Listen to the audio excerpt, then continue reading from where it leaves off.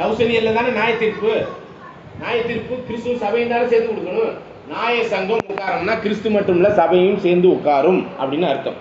ஓகேங்களா? ஓகே, தொடர்ந்து படிங்க. எப்ப? எவனை?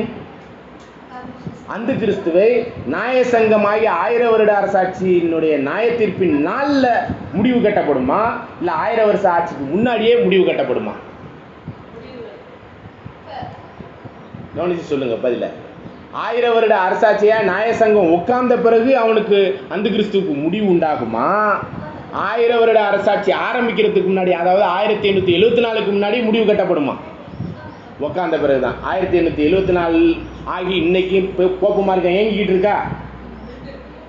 சபை முடியறதுக்குள்ள இவனுக்கு முடிவு கட்டப்பட்டுரும். நீங்க ஒரு கேள்வி கேட்டீங்களே, அவர் வந்துட்டாருன்னா அந்த ரெக்ஸ் கேட்டாரு, இந்த இது ஏன் இன்னும் ஒரு ஆர்சி இதெல்லாம் இருக்குன்னு சொல்லிட்டு ஒரு வசனம் சொன்னீங்க, அக்கிரமக்காரன் வெளிப்படுன்னு சொல்லி. அதான் அந்த அந்தி கிரைஸ்ட் 1000 இயர்லயும் இருப்பான் அப்படிங்கிறதுக்கான வசனம் அது. 1000 இயர்ல தான் அவனுக்கு நியாய தீர்ப்பு கிடைக்கும். புரியுதுங்களா? எந்த நாள்? அவன் வெளிப்படுறதுக்கு, அவனை முடிவு கட்டுறதை பற்றி நான் பேசிக்கிட்டு இருக்கிறேன். நல்லா கவனிங்க. வெளிப்படுறது வேற. அவன் வெளிப்பட்டு எப்பயும் அந்த கிறிஸ்து வந்து அவனுக்கான காரியம்லாம் வெளியரங்கமாக உலகத்துக்கே தெரிய ஆரம்பிச்சிருச்சு. அவனை முடிவு கட்டுறதை பற்றி நான் பேசிக்கிட்டு இருக்கிறேன். அவனை அழிக்கிறத பற்றி பேசிக்கிட்டு இருக்கிறேன். அழிக்கிறது எப்போ? 1000 இயர் ஸ்டார்ட் பண்ணி அந்த 1000 இயரில் உட்கார்ந்த பிறகு. சரி, ஓகே, தொடர்ந்து படிங்க.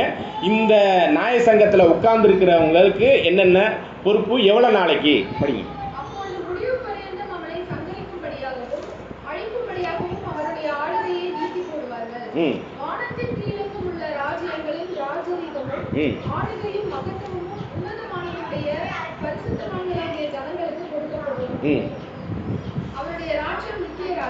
ஆயிரம் வருஷம் சரி பண்றதுக்கு. ஆனா ராஜ்யம் எவ்வளவு நாளைக்கு ராஜாக்களா இருக்கணும்? நித்தியத்துக்குரிய ராஜ்யத்தின் ராஜாக்களா தான் பரிசுத்தவான்கள் நியமிக்கப்பட்டிருக்காங்க ஒழிஞ்சு கிறிஸ்துவின் சபையும் கிறிஸ்துவும் சேர்ந்து இந்த 1000 வருஷம் என்ன பண்ண போறாங்க?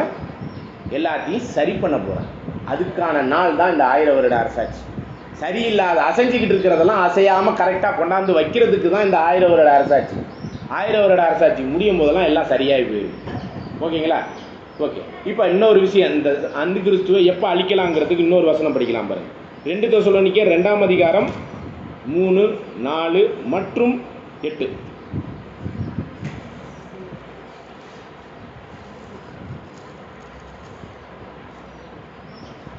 2 தெசலோனிக்கேயர் 2ஆம் அதிகாரம் 3, 4 மற்றும் 8. வாயு சுவாசத்தினாலே அழித்து வருகின்ற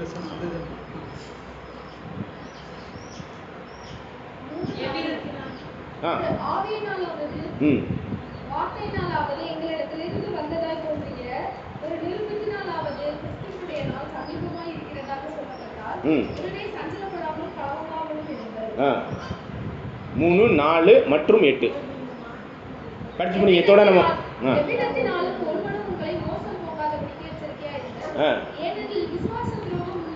அதாவது சத்தியம் இல்லாமல் போகும், விசுவாசம் இல்லாமல் போகும், விசுவாசத்துக்கு துரோகம் நடக்கும்.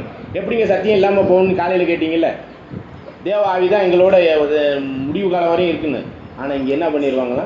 விசுவாசத்துக்கு துரோகம் நடக்கும், சத்தியத்திற்கு துரோகம் நடக்கும். கேட்டின் மகனாகிய பாவ மனுஷன் வெளிப்பட்டால் ஒழிய கிறிஸ்துவின் நாள் 1000 வருட அரசாட்சி வராது. 1000 இயருக்கு முன்னாடி யார் வந்துடணும்? ஆன்டி கிரைஸ்ட் வந்துடணும். அப்ப ஆண்டவருடைய 2ஆம் வருகைக்கு முன்பாக விசுவாச துரோகம் நடக்கணும். சத்தியத்துக்கு எதிரடையான பொய் சத்தியம்லாம் வரணும். இல்லை, நீங்க நல்லா கவனிங்க. அவருடைய நாளையாவது வருகையாவது யாராச்சும் சொன்னா ஏமாந்துடாதீங்க. இந்த விசுவாச துரோகம் எப்போ நடக்கணும்னா ஆன்டி கிரைஸ்டுக்கு முன்னாடி வரணும், சபை ஆரம்பித்த பிறகு அப்படிங்கிற அர்த்தத்தில் தான் இது எழுதப்பட்டிருக்கு. அதுக்கப்புறம் தான் அந்த கிறிஸ்து வருவான். அப்படிதான் இந்த வசனம் சொல்லுது. விசுவாச துரோகம் முந்தி நேரிட்டு கேட்டின் மகன் வெளிப்பட்டால் ஒழிய கிறிஸ்துவின் அந்த நாள் வராது. அப்படி இல்லை, முந்தி நேரிட்டு அப்படின்னா ஃபியூச்சரில் சொல்கிறார். ஓகே, தொடர்ந்து படி. அவன் எதிர்த்து நின்றாயும் தேவன் எனப்படுவது எதுவோ ஆராதிக்கப்படுவது எதுவோ அவர்கள் எல்லாவற்றுக்கும் மேலாக தன்னை உயர்த்தினாயும் தேவனுடைய ஆலயத்தில் தேவன் கூட உட்கார்ந்து தன்னை தான் தேவன் என்று காண்பிக்கிறவனாயும் இருந்தான். ஓகே, இது அண்டு கிறிஸ்து. இந்த அண்டு கிறிஸ்துவின் அழிவை பற்றி 8வது வசனம் சொல்லுது. அது எப்போன்னு நீங்கள் சொல்லுங்கள். மீட்கப்படும் போது அந்த அக்கிரமக்காரன் வெளிப்படுவான். யார்? ஆன்டி கிரைஸ்ட் வெளிப்படுவான். ஓகேங்களா? ஏதோ ஒன்று நீக்கப்படும் போது அது என்னங்கிறத நம்ம பின்னாடி பாடங்களில் பார்க்கலாம். அவனை கர்த்தர் தம்முடைய வாயின் சுவாசத்தினாலே அழித்து தம்முடைய வருகையின் பிரசனத்தினாலே நாசம் பண்ணுவார். ஓகே, வாயின் சுவாசம்னா என்ன, வருகையின் பிரசனம்னா என்ன? 2 பார்ட்டில் அந்து கிறிஸ்துவை அழிக்கிறார். வாயு சுவாசம்னா என்ன, வருகையின் பிரசனம்னா என்ன? வாயிலேருந்து வர்ற சுவாசமாகி என்னதுங்க? வசனம். வசனத்தை வச்சு ஒரு அடி கொடுப்பாரான் அவனுக்கு, அந்து கிறிஸ்துவுக்கு. அது மார்ட்டின் லூத்தர் மூலம் பைபிளை கொண்டாந்து பெரிய அடி விழுந்தது. புரொட்டஸ்டாண்ட் அமைப்பு எதிர்த்து நின்றுச்சு ஆர்சிக்கு.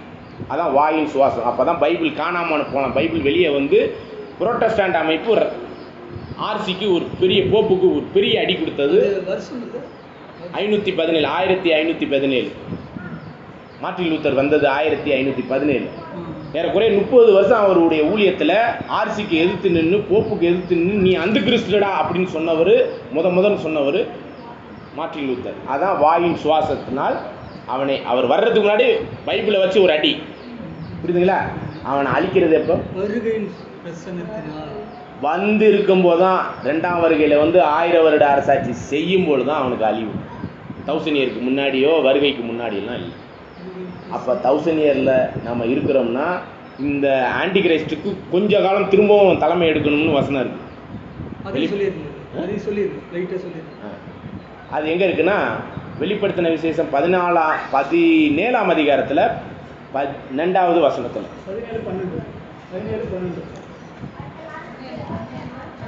17:12 நீ கண்ட 10 கொம்புகளின் 10 ராஜாக்களாம்.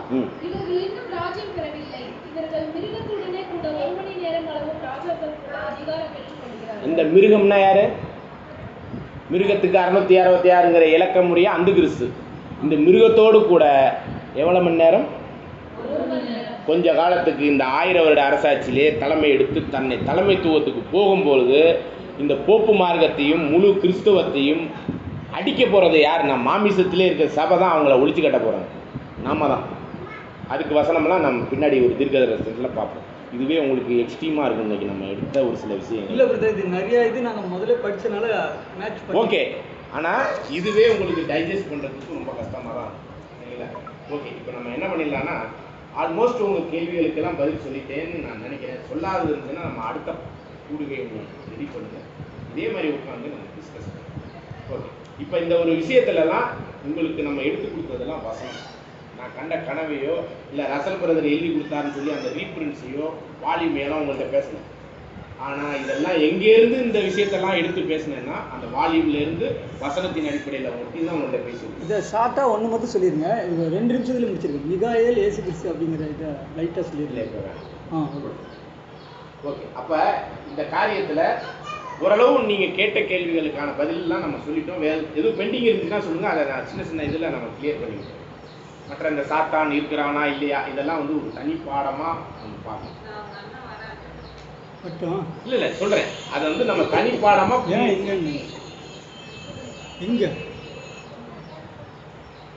இலுமினாட்டி பத்தி தெரியும்.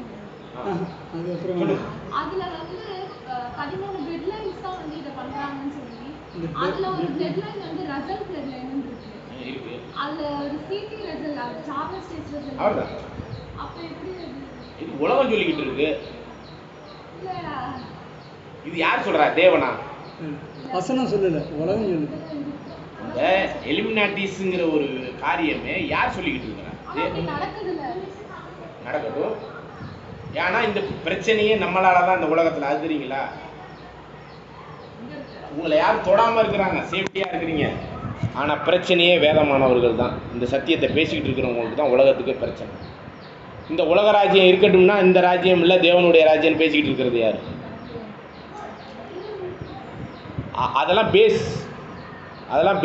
அதில் ஜெகோவா விட்னஸ் ஓட்டு போட மாட்டேன்னு சொல்லிக்கிட்டு அவங்க ஒரு இது பண்ணிக்கிட்டு இருக்கிறாங்க, பிளட்டு கொடுக்க. இதெல்லாம் ஒரு வகையான எலிமினாட்டிஸினுடைய தத்துவங்கள் தான். இதில் ரசல் பிரதர் மட்டும் இல்லை, வேதமானவர்களே எலிமினாட்டிஸ் தான் உலகத்தை பொறுத்த மட்டும் இல்லை. ஏன்னா இந்த உலக ராஜ்யத்துக்கும் சமுதாயத்துக்கும் கொள்கைக்கும் ஆப்போசிட் ஆனவங்க. ஆமாவா இல்லையா?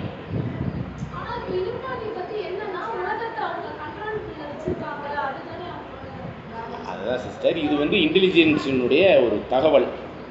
உண்மை என்னென்னா, இந்த இந்த சத்தியத்திற்குள்ளாக நம்மளை வந்து நம்ம ஒரு சில கண்ட்ரோல் பண்ணிக்கிட்டு இருக்கிறோங்கிறது உண்மை தான். இந்த சத்தியத்தை வச்சு ஒரு சில பேர் அதில் பொய்யை சொல்லி மாய்மாலம் பண்ணி அது ஒரு கண்ட்ரோலில் பண்ணுறாங்க. ஆனால் இதுவும் நடக்குது அப்படிங்கிறது உண்மை தான்.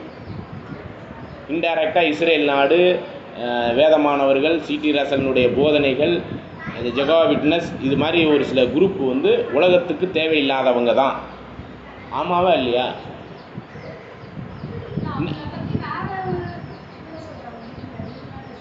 சொல்லுங்கள். சரி,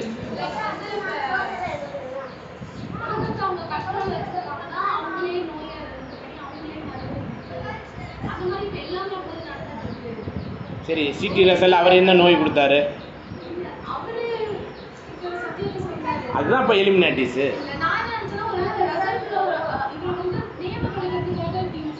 இல்லை, அப்படி இல்லை. ஏன்னா ரசல் பிரதர் எழுதின தத்துவங்கள், வார்த்தைகள், அந்த எழுத்துக்கள் எல்லாம் உலகத்துக்கு செட் ஆகாத ஒரு விஷயம். ஆமாம்.